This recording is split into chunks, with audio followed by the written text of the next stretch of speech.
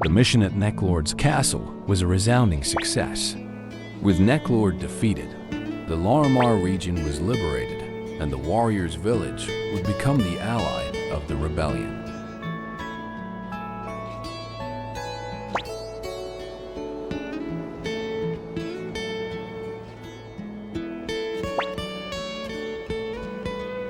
For many years, I traveled in pursuit of Necklord, and now I have finally taken my revenge.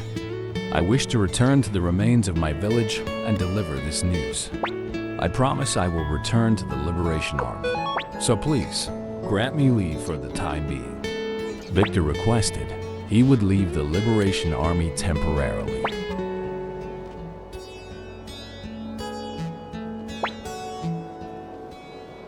Hicks had grown in this mission and proved himself to be a strong fighter. Both Hicks and Tengar would join the Liberation Army at Gameon Castle.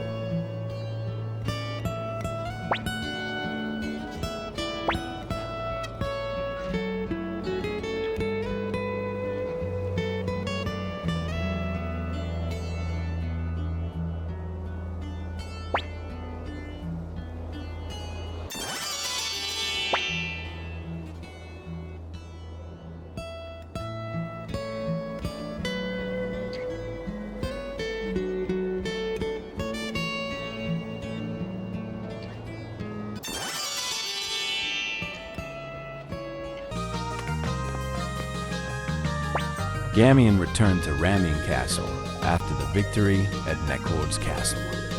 Matthew, Lepant, Flick, Humphrey, and Sanchez were already gathered at the meeting room. Matthew shared that Qasim Hazil were placed in charge of the northern defenses after Teo Madol's defeat. Qasim Hazil's army was 8,000 strong, and there were another 6,000 troops positioned in the floating fortress of Scheherazade, bringing the Imperial Army total count to 14,000 in the north.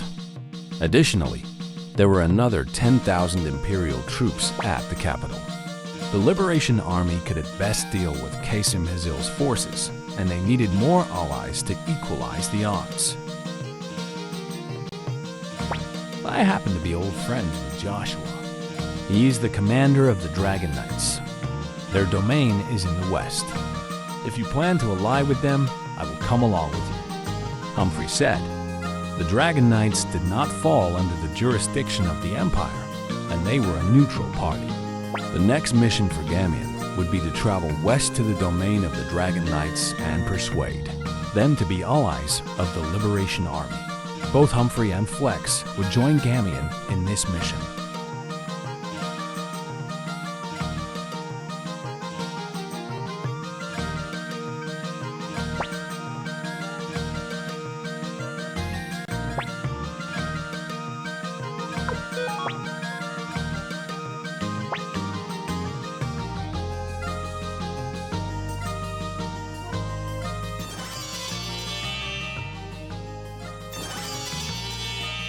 Before proceeding with the mission to ally with the Dragon Knights, Gameon would first visit Tien to recruit Ike.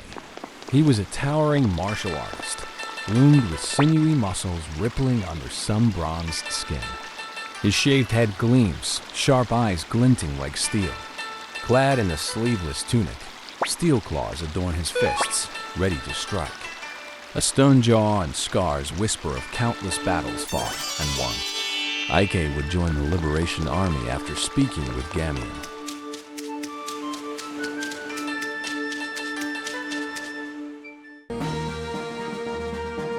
After recruiting Ike, the squad then traveled further west to reach the Dragon's Den.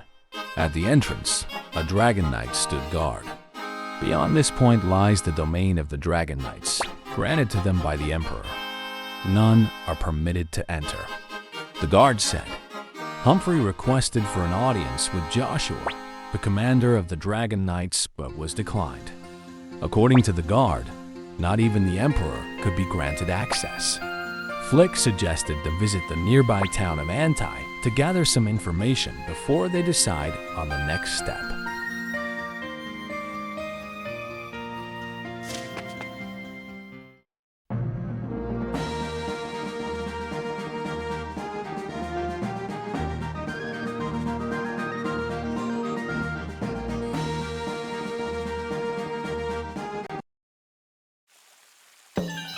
At Anti, the squad was greeted by a small commotion.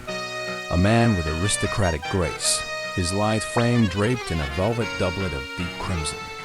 Golden curls cascade past sharp cheekbones, framing haughty emerald eyes that gleam with cunning.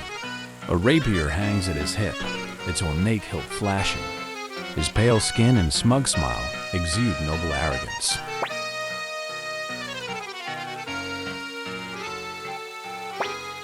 He would later be known as Vincent the Bull. It seemed like he did not pay for his meal at a restaurant and was trying to talk his way out of the situation.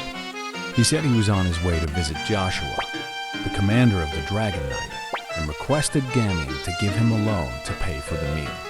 Before Gameon could respond, Vincent had already slipped away, and the squad was forced to foot his bills.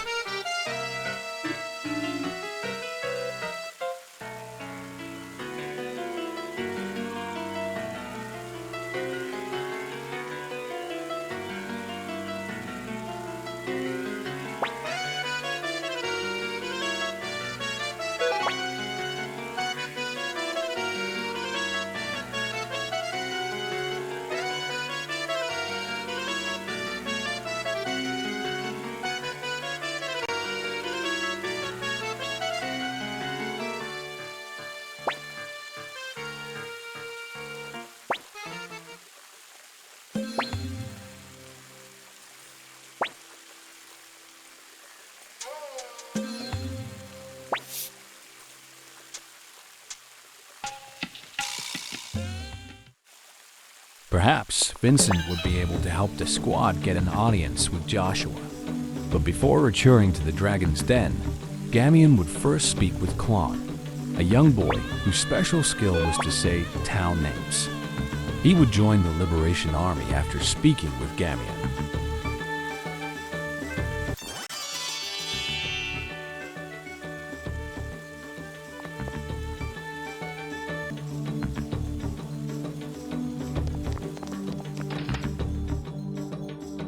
The squad then headed to the second floor of the inn to find a lady with the name of Esmeralda. She would join the Liberation Army after Gameon gave her an opal ring.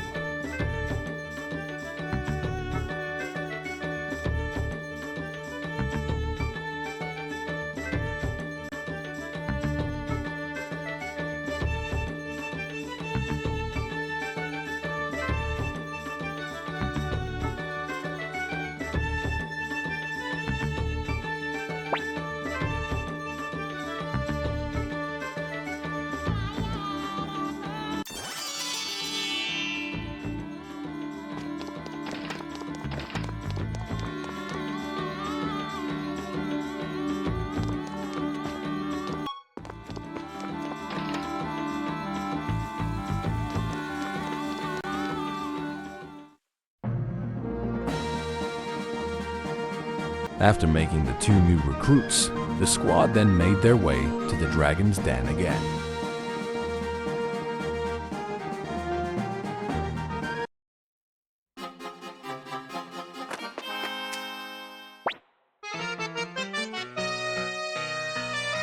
At the entrance, Vincent could be seen trying to talk his way past the guard.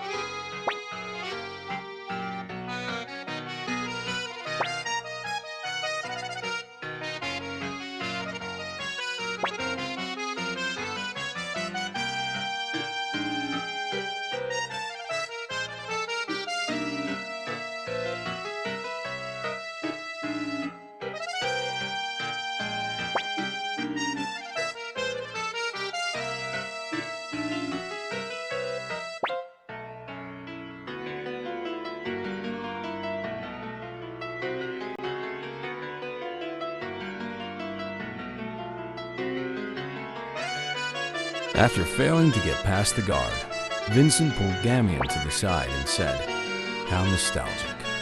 When I was young, I used to come play in the Dragon Knight's domain, so I know this place well. Do you see this boulder right here, Commander Gameon? It is an entrance into their domain. I often played here as a child.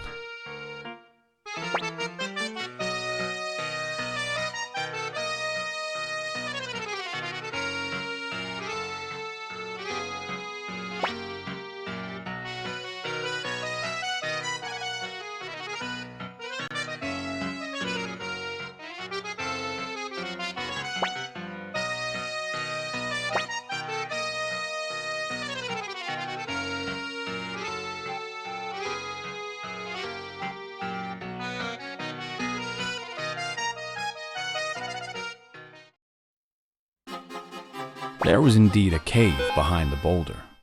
Gameon then entered the cave, as it was probably their only hope to meet Commander Joshua.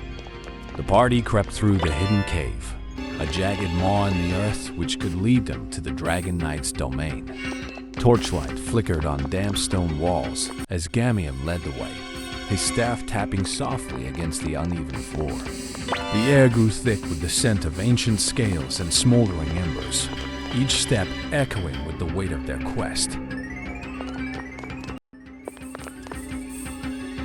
Flick's hand hovered near his sword, eyes darting to every shadow, while Humphrey's steady breathing kept the group grounded. After navigating a labyrinth of narrow tunnels, they emerged into a vast cavern.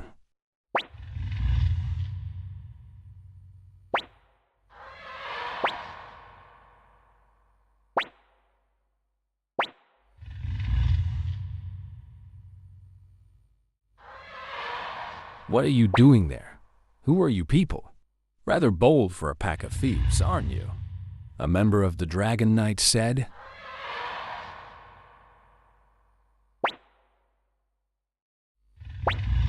Just then, a familiar voice greeted the squad. Gameon, is that you? Don't you remember me? It is me, Fudge.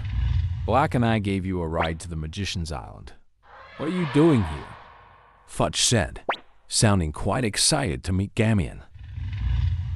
The Dragon Knight who spotted Gameon's team first was Milia. She was the deputy commander of the Dragon Knights. The dragons in the cave were all in deep slumber. When asked whether the dragons were always in this state, both Milia and Fudge could not provide an answer.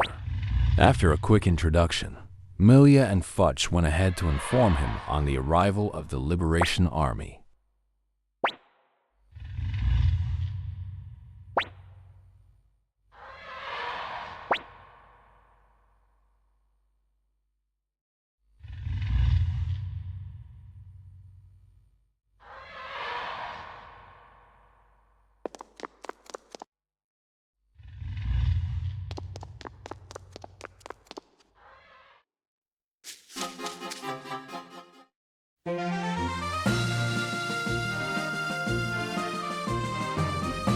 The Dragon Knight Fortress was just a short distance west of the Dragon's Den.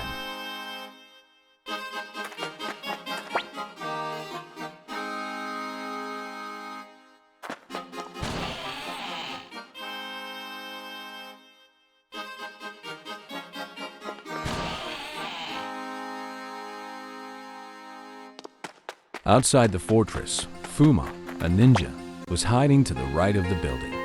He was impressed that Gameon was able to find him, and he would then join the Liberation Army after speaking with Gameon.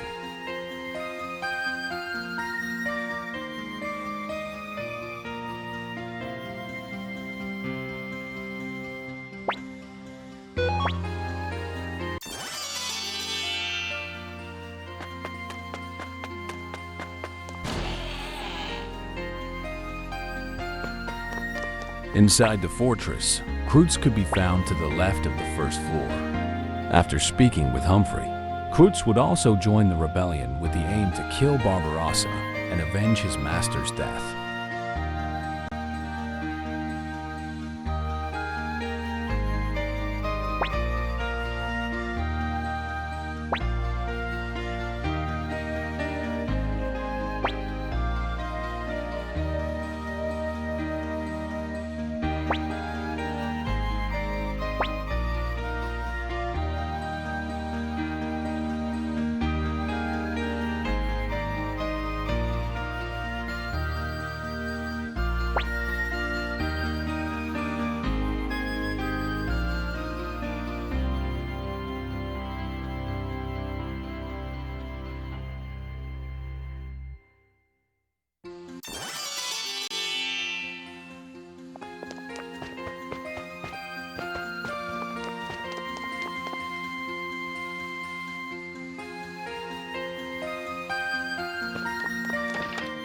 The squad then met with Joshua at the upper floor of the fortress. His tall frame was draped in a black cloak. Silver hair framed his weathered face, lines etched by years of leadership and battle. Yet his emerald eyes burned with a fierce, unwavering resolve. Joshua's voice carried the weight of command, calm but resonant, each word measured with the wisdom of one who had seen the rise and fall of empires. Despite his stern demeanor, a flicker of warmth shone through when he spoke with Humphrey, a friend he thought he had lost. Gameon shared his intention to forge an alliance with the Dragon Knights, while Joshua also shared that the Dragon Knights were increasingly dissatisfied with the Empire. He also shared an unfortunate news that the dragons were all asleep due to an unknown sickness.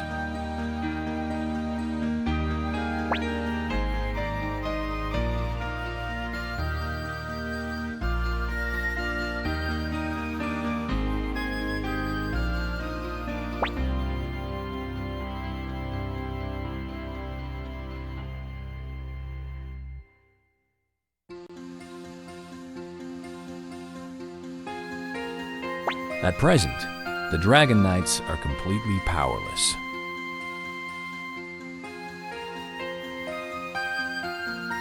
We have brought many doctors here, but none have been able to find a cure. We even sent a messenger in search of the legendary doctor, Master Liukan, but he is nowhere to be found, Joshua said. This could be an opportunity for the Liberation Army. The next course of action was clear: to return to Gameon Castle and bring Liukan to the fortress.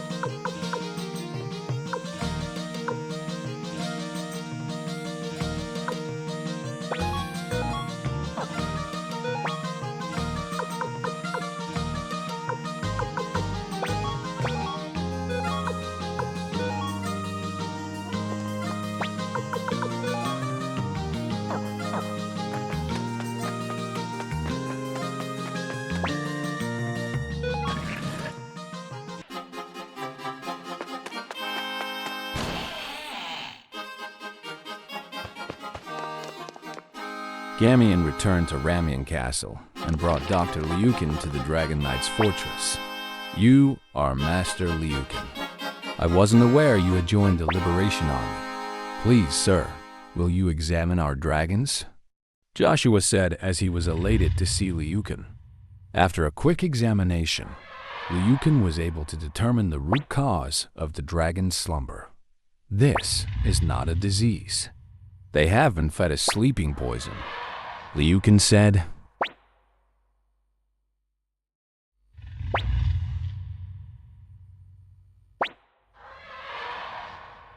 I can prepare an antidote, but I will need the right ingredients. Moonlight Herb, Black Dragon Orchid, and one more thing. Liukan shared the ingredients for his antidote. Liukan was unwilling to share the final ingredient and urged Gameon to go to Seek Valley to collect some Moonlight Herb first. Their only dragons that were still awake were Futch's Black and Milia's Thrash. Milia volunteered to bring Gameon and team to Seek Valley on her dragon.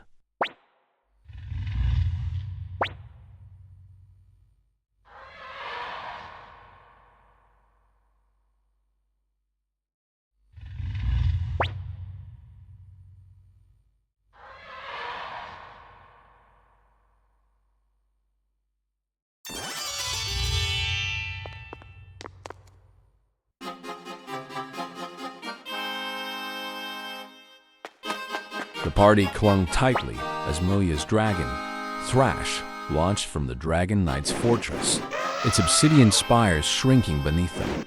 Gameon, the young leader, gripped the saddle, his heart racing as the wind roared past. Humphrey's stoic gaze scanned the horizon, while Flick's blue scarf whipped wildly, his hand steady on his sword. Valeria's fierce eyes glinted with anticipation, and Tengar's braid dancing in the gusts. Melia, at the reins, urged Thrash onward, the dragon's massive wings slicing through the clouds towards Seek Valley.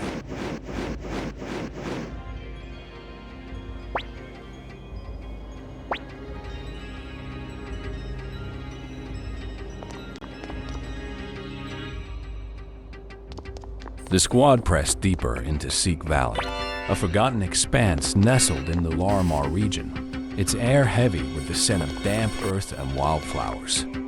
Gameon led the way, his staff glowing faintly as he parted the dense, silvery mist that clung to the ground. Humphrey trailed close, his heavy armor clanking softly, his greatsword ready to cleave through any threat. Flick, ever vigilant, scanned the surroundings, while Valeria's sharp eyes caught every rustle in the undergrowth, her blade poised. Tengar whispered a prayer to the wind, her senses attuned to the valley's eerie stillness, and Melia, towering and resolute, gripped her lance, her connection to the dragons, guiding their path toward the Moonlight Herb.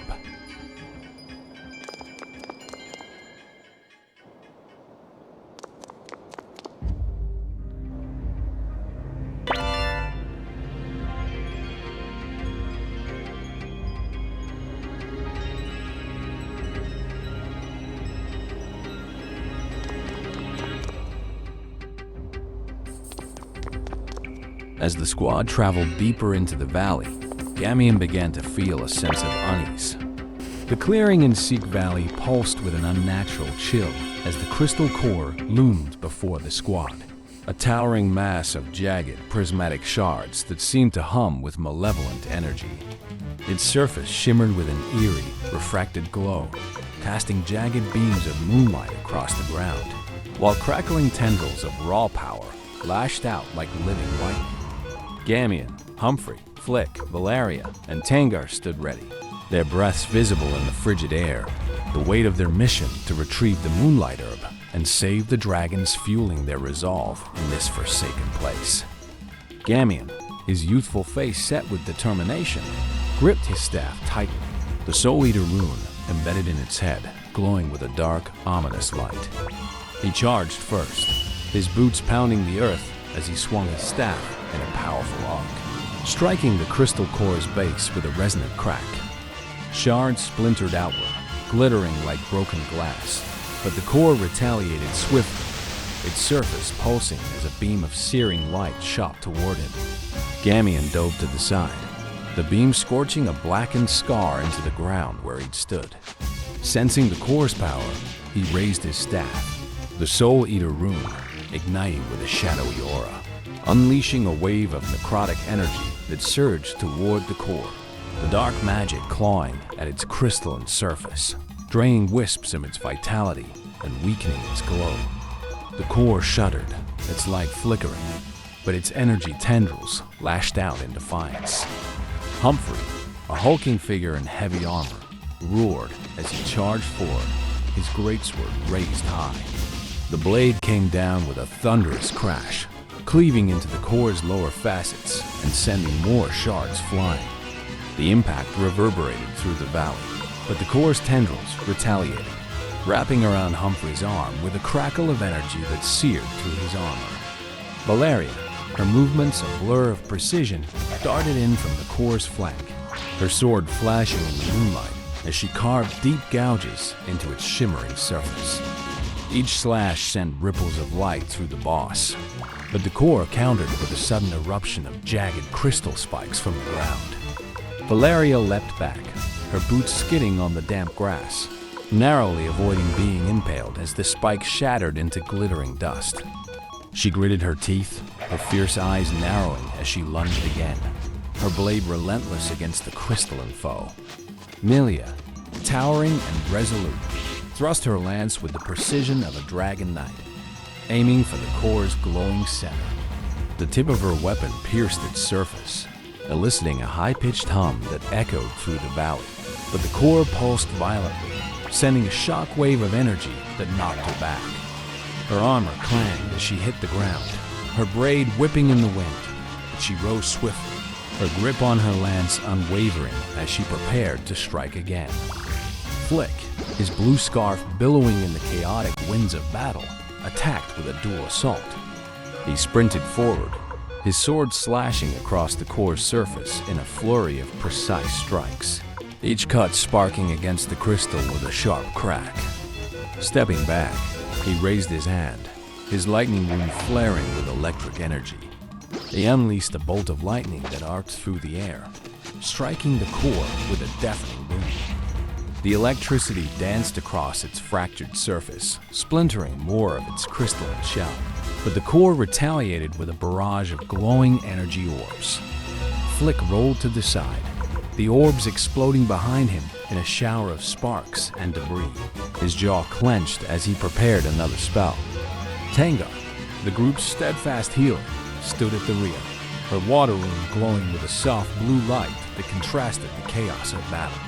Her hands moved with practiced grace as she channeled its magic, her voice steady despite the danger.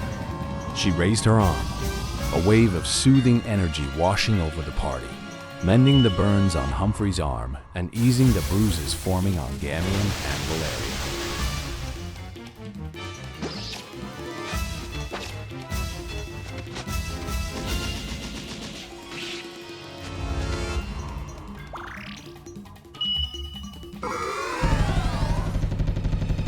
The crystal core's attacks grew more ferocious, its surface now riddled with cracks but glowing brighter, as if drawing on its deepest reserves of power. It unleashed a storm of energy tendrils, whipping through the air like electrified vines, forcing the party to scatter.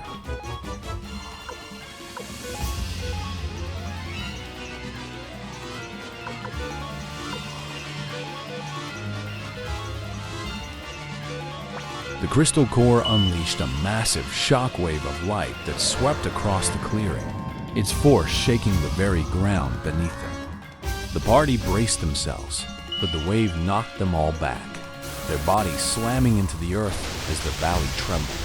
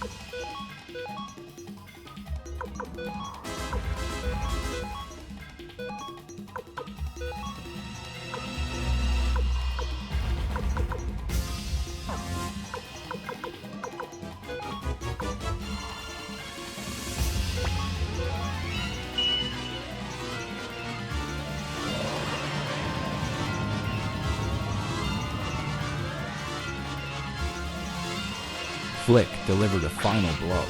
His sword cut through the last layer of protection on the crystal core, and it shattered into 1,000 glittering fragments, its light fading into the night. The squad stood panting amidst the wreckage, the Moonlight Herb now within reach, its soft glow a quiet promise of hope for the dragons.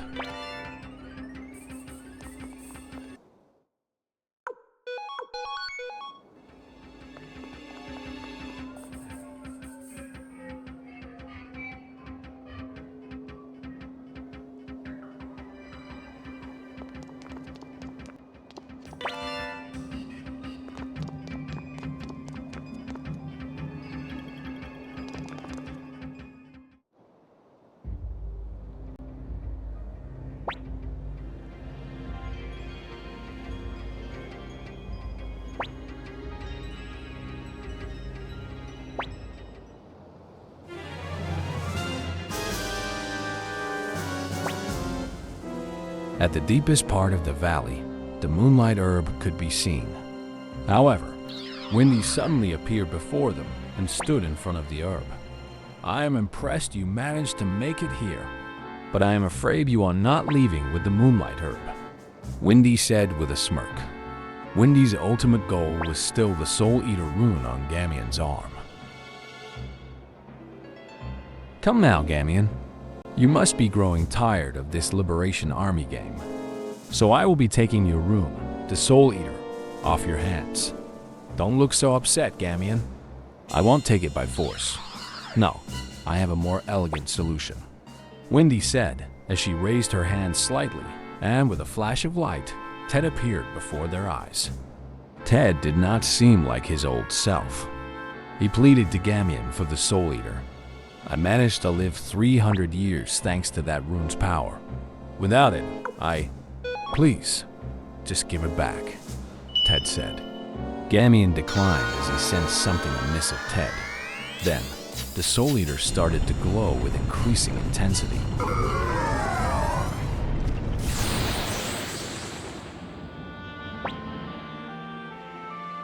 Through the Soul Eater, Ted was able to communicate with Gameon directly with his mind. "There isn't much time. Since the Soul Eater once belonged to me, I still retain a strange connection with it. That is how I am speaking with you now. My body is no longer mine. It's been enslaved by Wendy's Conqueror rune. It will eventually take over my soul as well," Ted said.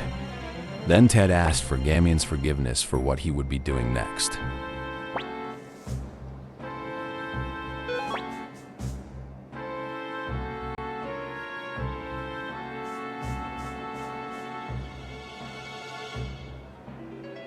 "Soul Eater, I spent 300 years with you. I know you well. The meaning of your curse, your evil intentions. The day I lost my home, you consumed the souls of everyone I knew. During my 300 years of wandering, you caused countless wars, plundering souls along the way. And on top of that, Odessa, Gameon's father, Gameon, you took them all. You devoured the souls of those closest to your master, increasing your own power," Ted said as he had temporarily broken free from Wendy's control. "Come now, Soul Eater. As your former master, I command you.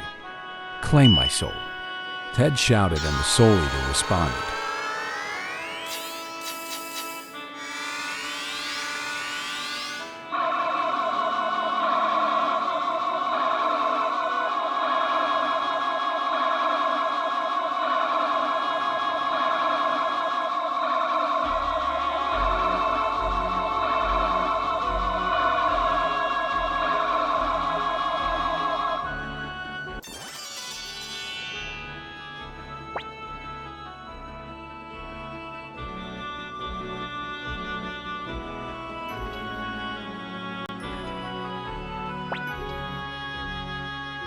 With another new soul consumed, the Soul Eater gained new powers, and Wendy was not able to get close.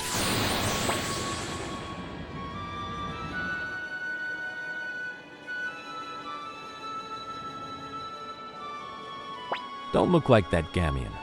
I chose my own path. I think this really is goodbye. Take care of yourself. Live enough for the both of us," Ted said his final words as he perished. This also marks the end of the episode. If you enjoyed this video, please give it a like and subscribe for more. Thanks, and see you in the next one.